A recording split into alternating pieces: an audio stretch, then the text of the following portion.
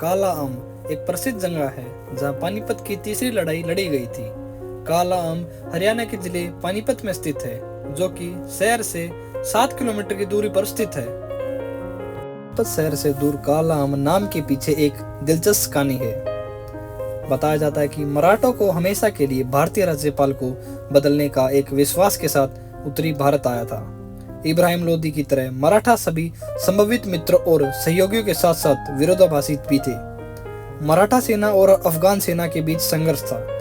मराठा सेना अफगान प्रतिद्वंदी से घिरा हुआ था।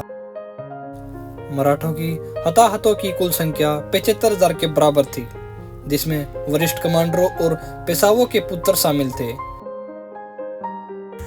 लड़ाई के मैदान मृत शरीर से भरा था। आज इस साइट को पानीपत के बाहरी इलाके में काला आम पार्क द्वारा चिन्हित किया गया है।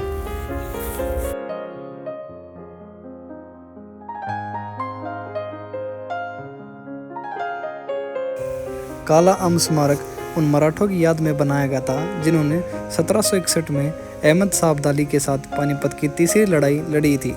जिस जगह ये लड़ाई लड़ी गई थी, ठीक उसी जगह एक आम का पेड़ लगाया गया था।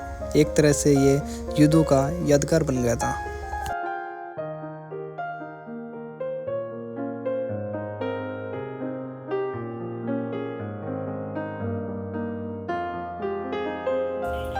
ऐसी कहानी प्रचलित है कि लड़ाई के बाद सैनिक इसके नीचे आराम किया करते थे। यहाँ हुए युद्धों में इतना रक्त बहा कि इस इलाके की मिट्टी लाल हो गई थी। कहा जाता है कि इसका असर आम के पेड़ पर भी पड़ा था। पार्क के एक कोने में एक लाल ओब्लिक है। यह उस स्थान का प्रतीक है जहां मराठा कमांडर सदाशिवराव युद्ध में गिर गए थे। स्थानीय परंपरा बताती है कि इस स्थान पर काली आम का एक पेड़ खड़ा था और ये इस वृक्ष के नीचे था कि बाऊ ने अपनी आखिरी क्रिया का सामना किया। काली आम का पेड़ अब मौजूद नहीं है, लेकिन इस पार्क में अपने नाम से प्रेरित किया गया है, इसलिए इसका नाम काला आम पड़ा है।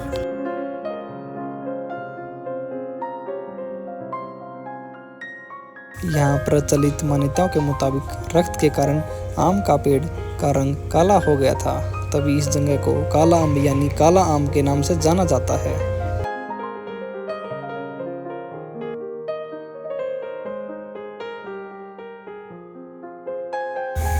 चित्रकारी के माध्यम से दिखाया गया है कि कैसे मराठा सेना और अफगान सेना एक दूसरे से युद्ध लड़ रहे हैं।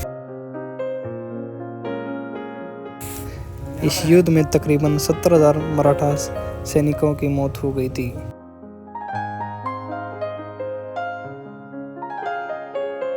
यदि कोई पर्यटक यहाँ आना चाहता है तो यहाँ का निकटतम रेलवे स्टेशन पानीपत जंक्शन है, जो कि यहाँ से 7 किलोमीटर की दूरी पर स्थित है, एवं निकटतम बस स्टैंड पुराना बस स्टैंड पानीपत है।